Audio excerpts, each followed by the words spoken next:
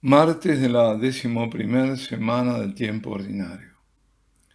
Lectura del Santo Evangelio según San Mateo. En aquel tiempo dijo Jesús a sus discípulos: Habéis oído que se dijo: amarás a tu prójimo y aborrecerás a tu enemigo. Pero yo os digo: amad a vuestros enemigos y rezad por los que os persiguen, para que seáis hijos de vuestro Padre Celestial, que hace salir su sol sobre malos y buenos, y manda la lluvia a justos e injustos. Porque si amáis a los que os aman, ¿qué premio tendréis? ¿No hacen lo mismo también los publicanos? Y si saludáis solo a vuestros hermanos, ¿qué hacéis de extraordinario? ¿No hacen lo mismo también los gentiles?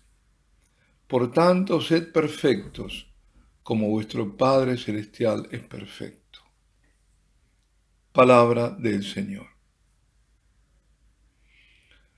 Habéis oído que se dijo: aborrecerás a tu enemigo. Bueno, a veces aparece como odiarás a tu enemigo. Bueno, eso no estaba en la ley mosaica, o sea, la ley de Moisés, sino que era cosa de rabinos, de enseñanza talmúdica, por seducciones que ellos hacían.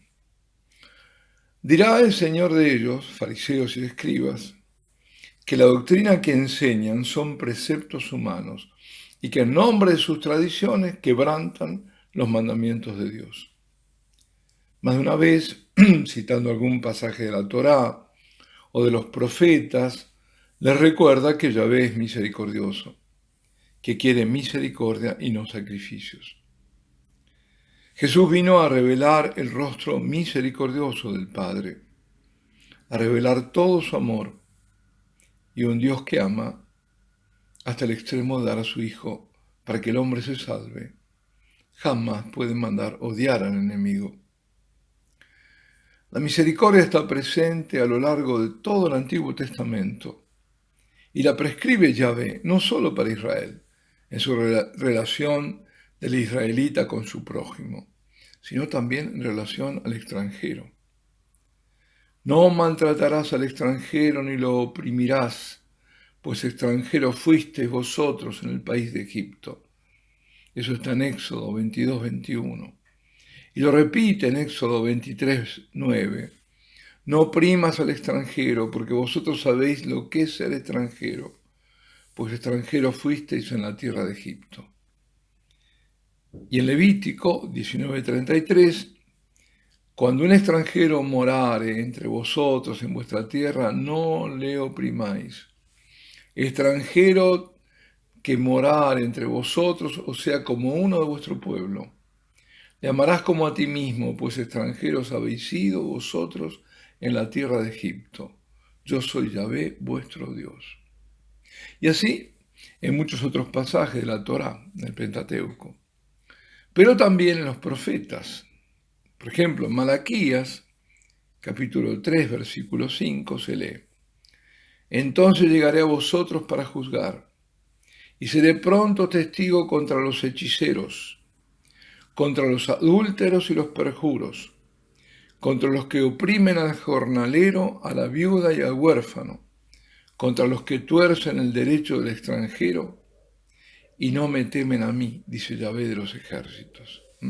Los que tuercen el derecho se aprovechan del extranjero. El extranjero era apartado, sí, era apartado por motivo religioso, para ser preservado el pueblo de idolatrías, y permanecía extranjero a menos que se convirtiese al Dios verdadero y si era hombre circuncidado. Si no lo hacía, no podía casarse con hijas de Israel. Y así lo tenemos, por ejemplo, prescrito en Éxodo, en capítulo 34, versículos 15 y 16. Dice: no hagas pacto con los moradores de aquella tierra, porque ellos fornican con sus dioses y les ofrecen sacrificios. Te invitarán y tú comerás de sus sacrificios. Y tomarás de sus hijas para tus hijos, y fornicando sus hijas con sus dioses, harán también fornicar a tus hijos con los dioses de ellas. Y parejamente manda en Deuteronomio 7:3: no contraerás matrimonio con ellos, no darás tu hija a su hijo, ni tomarás su hija para tu hijo.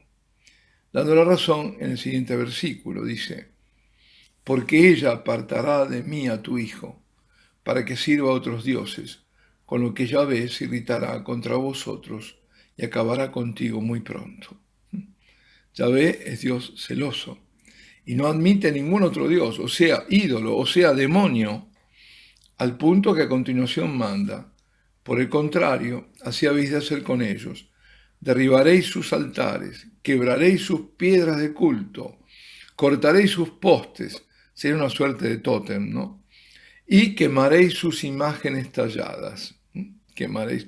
Bueno, esto no puedo dejar de recordar lo que pasó con aquellas imágenes talladas, idolátricas de la Pachamama, que los jóvenes austríacos arrojaron a las aguas del Tíber. Tendrían que haberla quemado, pero bueno, tiraron al agua del Tíber. Hicieron lo que Dios manda.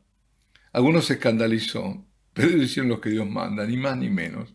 Fuera los ídolos. Fuera los ídolos de la Roma de los mártires y santos. Fuera de San Pedro.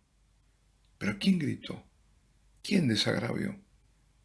Que al menos un perro viejo y desdentado ladre cuando los otros permanecen mudos. Recibimos por los que nos persiguen, como manda ahora el Señor en este Evangelio de hoy. Dios no tolera el pecado, el mayor es el de idolatría, ese que va contra el primer mandamiento. Por eso es urgente la reparación por los que no reparan. Fijémonos que ya en el Antiguo Testamento Dios exige, volviendo al extranjero, se respete al extranjero y lo preserva de la opresión. Pero es tremendo contra los pueblos perversos, idolátricos como los amalecitas. El Señor dijo a Moisés, escribe esto en un libro para recuerdo y transmítele a Josué que yo borraré la memoria de Amalec bajo el cielo. Éxodo 17:14. Yahvé tiene predilección por un pueblo y que nadie se escandalice porque Dios es libérrimo. Dice de Israel en el Salmo 104, cuando erraban de pueblo en pueblo, de un reino a otra nación, a nadie permitió que los molestase, y por ellos castigó a reyes. No toquéis a mis ungidos, no hagáis mal a mis profetas. Una vez más, Jesús nos llama a lo sobrehumano, aquello que es imposible para los hombres. Perdonar siempre, amar hasta los enemigos. Sin embargo, lo exige porque lo da, porque da la gracia sobrenatural para hacer de lo imposible posible. Y esa es la distinción del cristiano. La predilección de Dios está en el Hijo que es Hijo porque sigue al unigénito, a Jesucristo, y lo sigue haciendo lo que Él nos dice debemos hacer. Y el escándalo se transforma en admiración de otros. Como decía aquel comentador de televisión musulmana, alguna vez lo dije, ¿no? Egipcio, ante el perdón de las familias cristianas, a los verdugos del ISIS que habían decapitado a sus hijos y a sus hermanos en Libia. Repetía con admiración y emoción, decía, pero ¿de qué están hechos estos cristianos? ¿De qué están hechos? Porque es imposible, claro. Él decía, yo me hacen esto y los odio y busco matarlos y matar hasta el último. Bueno. Por eso, fuera de Cristo y sin Cristo, no es posible ninguna hermandad. No es posible. La hermandad a lo que nos llama Dios no es cuestión ni de declaraciones, ni de voluntarismo, sino de aceptación de la gracia que la hace posible, aceptando a Jesucristo como Salvador, único Salvador. La fraternidad humana sin Cristo, soslayado Cristo, es inhumana. Fraternidad fue uno de los lemas de la cruel Revolución Francesa. El amor de Cristo es el vínculo que hace hermanos a los hombres, es la imitación de su amor misericordioso, lo que da la fraternidad. Y en esto reside la perfección con la que cierra este pasaje. Sed perfectos como vuestro Padre Celestial es perfecto. El Señor había dicho, sed misericordiosos como es misericordioso vuestro Padre. Y eso aparece en Lucas 6:36. Quiere decir que la perfección que debemos imitar del Padre es la misericordia. Si somos misericordiosos, seremos perfectos como el Padre. Ser misericordiosos, perdonar y llegar a amar al enemigo, imposibles, no. Tengamos muy presente que somos de Cristo y Él nos da la gracia que otros no tienen para hacer de lo humanamente imposible una perfección que nos acerca infinitamente a Dios y trae inmensa paz al corazón. Alabado sea Jesucristo, y la bendición de Dios Todopoderoso, Padre, Hijo y Espíritu Santo, descienda sobre vosotros y permanezca para siempre.